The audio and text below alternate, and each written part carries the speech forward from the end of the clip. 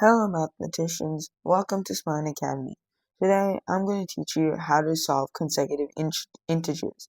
Well, today's topic in consecutive integers is to find the middle term. This trick is very easy and I'm going to teach you step by step. Alright, let's get started. Okay, to find the middle of a set of consecutive integers, just add the smallest number and the largest number together and then divide that sum by 2. So what this means is use this formula. This is like literally everything that paragraph just said.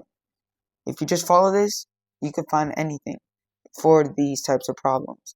There's like a problem right here, and we're gonna solve that. But before I solve that, I want to explain what this method is. Well, the middle number, you'll have like a list of numbers like x, y, z. The middle number is this y. Okay, and the first and last numbers there could be like a or I don't know, like a z, another like b over here, and then this could be the last number and first number, and this is the last number. Excuse me on that one. Well, a is the first number and b is the last number, and you just add those two values together and divide that by 2. And the reason why I'm saying you have to add those two values first is because there's these two parentheses. And using PEMDAS, a topic that you should know from earlier grades, is that you always do the parentheses first and then you do the division. Okay, so now that you understand what the trick is and why we're doing it, let's try to solve this practice problem. And disclaimer, this only works for consecutive numbers. That means they're like in pattern. They're like 3, 4, 5, 6. It could be going on. It could be even too. It doesn't have to be odd. Like you could use the trick. It'll be a decimal for this one in this case. If there's 4 numbers, it'll be a decimal, or two numbers. Basically, all the even amount of numbers, they will have a decimal, which will usually be ending in 0.5. And if they are an odd number of numbers, like there's like 5 digits including 2, so 1, 2, 3, 4, 5 numbers, so that means like it's an odd type of number. So if you get any odd amount of numbers, you'll get a regular integer, which in this case the middle number is 4. So now that you understand that it works for odd and even sets of numbers, let's understand how to solve this problem. So the question says the sum of the 5 consecutive numbers is 75. And what it's asking us to do is to find the middle number. I'm just going to write TMN, the middle number. Okay, so now that we know what we're trying to solve for, let's use the equation. So the sum of 5 consecutive numbers is 75.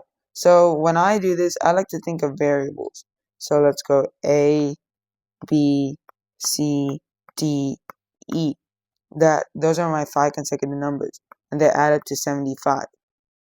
So to find how many numbers you have at the start, I'll cover this in a later video, but to find how many numbers you have at the start, you just need to, all you have to do is you have to take these numbers, the amount of numbers you have. So we have 5 numbers, well in this case variables. We have 5 variables, and we have, it sums up to 75, because it does say a sum. So let me put a plus sign in each of them. Now come on will be good. So now that they sum up to 75. So the trick to find the middle number in this case is to just take the sum divided by 5, and that'll give you 15. This trick only works when the variables are defined. Like you get all the variables but they don't give you the sum. And that's when that trick works. However, if they do give you the sum and the number of numbers you're getting, then you use this trick. I'll write that. Let me erase all this stuff. I'll write that formula right over here. So that formula, let's put middle is equal to sum over number of digits. Digits would be good. When you have 5 digits, 1, 2, 3, 4, 5, you put the number of digits there over the sum, and then that's your middle number. So the middle number in this case is 15. Alright, so hopefully that made sense. I did give you two equations. The actual one, which is most likely tested, is when the integers are provided, such as, I'll give you an example of it. If you get 2, 3, 4, 5, 6, you could clearly tell the middle numbers, but you can still use the formula. So when I do this, you do 2 plus 6, you get 8, you divide that by 2, and your middle number is 4, and you could clearly see the middle number is 4. Alright, let's move on. Okay, so time for practice questions. Pause the video, try it by yourself. Using those two formulas, alternate between them, and let's see if we can solve this. Alright, so I did purposely put these all the same. Let me hide these things. Okay, so I did purposely put them all the same type. So, and they're all the same, so you could easily solve it. So let's look at this. The sum of 7 consecutive integers is 105. What is the largest integer? So the way you could find the largest integer is the same way you find the middle integer. You'd use that same process. So let's first find the middle integer. So we're provided the sum, and we are also provided the number of digits. So using our second formula, we could just do 105 divided by 7, and your answer should be 15. Okay, so what is the largest integer? So if we have 15 as our middle, and we're giving 7 digits, that means you have something x, y, z over here, and then you have a, b, c, right? Because you have 7 digits, and 15's in the middle. So what this means is that, and they're consecutive too, that's important. So consecutive, when it means consecutive, that means they're all in order, which means consecutive means like 13, 14, 15, they're all counting by ones. So that means when you count by 1, it'll go 16, 17, 18. Boom. Yeah, that's your largest integer in that whole pattern. So your answer is 18. Moving on, we'll use that same trick. Well, the number, oh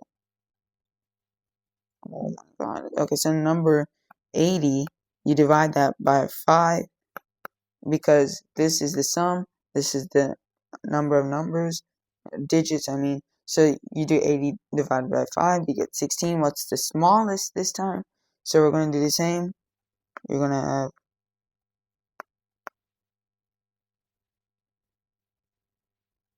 oh, what is happening? Okay, there, it's back. Okay, so 16, so you're going to have an x and a y. Use those variables, and we're going to have an a and a b. So the smallest is we're going to just go by 1, so you're going to have 15, and then you have a 14.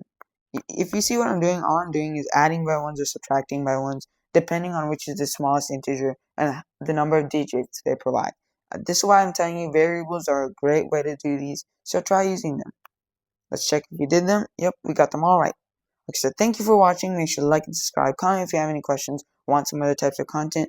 This might have been a little tricky, but make sure to rewatch them, and hopefully your number sense test will be pretty easy to do. So once again, thank you for watching. Like and subscribe. Goodbye.